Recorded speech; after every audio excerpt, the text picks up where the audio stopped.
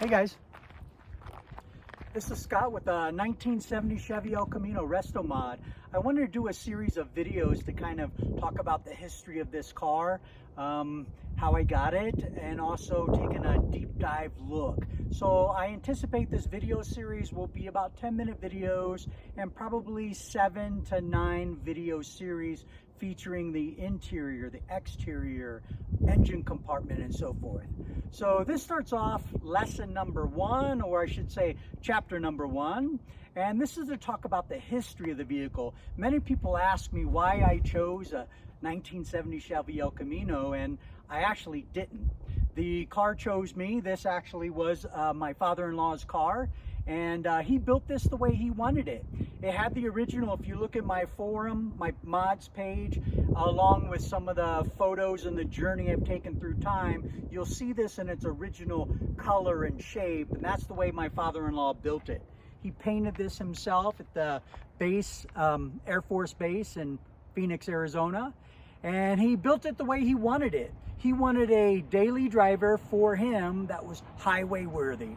So it had like 271 gears.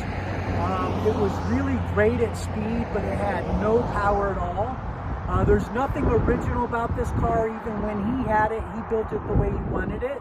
One of my favorite things he put in there was a bench seat from, I think it was some sort of a Chevrolet, but it was a sedan. So it actually has ashtrays on the back of the seats on the bench seat. So cool things like that.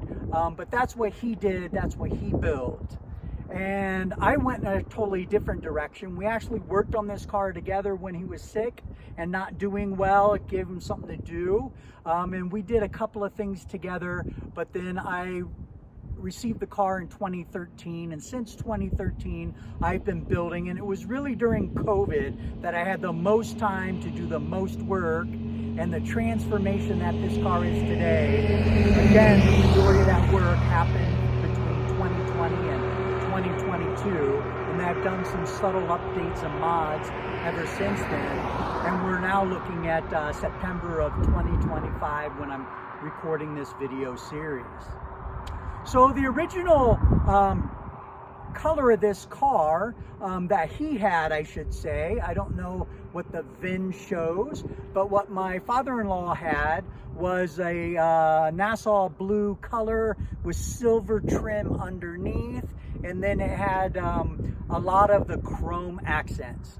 He also had a 2-bolt Chevy 350 motor, which came from a 1974. I'm not sure exactly what he got it from, but it had a Turbo Hydro 375. I thought for the longest time it was a TH400, but those two have the same shell, but the tailplate really differentiates the two. And again, it makes sense if you wanted that highway driver with those types of gears. He wanted something smooth, and so he chose that TH375, which wasn't quite as heavy duty as the TH400, but again, those were his choices. It has the same rear end, but I've done modifications to it. Again, I'll talk about all those specifics in those videos, but I really want to take the time to talk about that history. Many people will also ask me if my father-in-law would love and enjoy this car today, and I think many people are surprised when I said no. He would absolutely hate this car. This car is the opposite of what he wanted and what he believed in. He believed in the old school stuff, the column shifter, not the electronic push button shifter, the paddle shifters I put in it, all the modern touches. Other than the brakes, he would say, "Why would you do that? You just make things harder and more complicated and more things to break." And that's really what he believed. And I really don't think he'd like this car today. Even my wife agrees. He would just nod his head and he's like, "Not me. I don't want to drive that thing. That thing is not what he envisioned today." But it is what I envisioned. And again, when I got this car, I really wanted to build something that was a daily driver, something my wife could drive.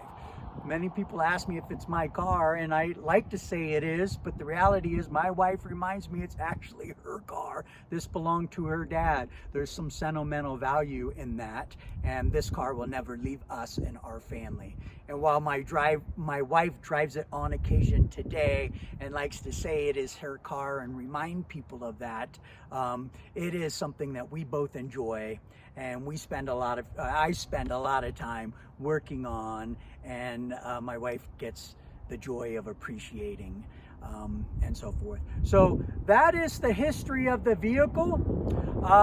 Stay tuned for some future chapters where I talk a little bit more about specifics, and we dive into the details. What makes this car today, the journey I've taken. And I like to share that this is an owner-built car. This is not a pro build. There are lots of errors. There are lots of mistakes in this car, and I'll point out some of those. This is also that type of thing where it's growing pains. I put something in that I think is cool, and I hate it, or it breaks, or I go through 2 or 3 or 4 versions of something before I find something that works. Or like the windows I just recently put in, I put in 30 hours of work to get it dialed in because it just is tricky and it just takes all this time. So I'll tell some of those stories. I'll talk about some of those mods I've done, some that I've really loved, and a couple of the products I've run across that I don't care for, I wouldn't recommend, and I wouldn't go back to them. But again, and we all know this, those who build their cars, even those mods that we end up not liking or hating, we learn from those experiences. And that is something that I have taken with me today. And I'm a better auto mechanic today, a do-it-yourselfer, but I'm faster, I'm better, I have better tools, and I just appreciate this hobby.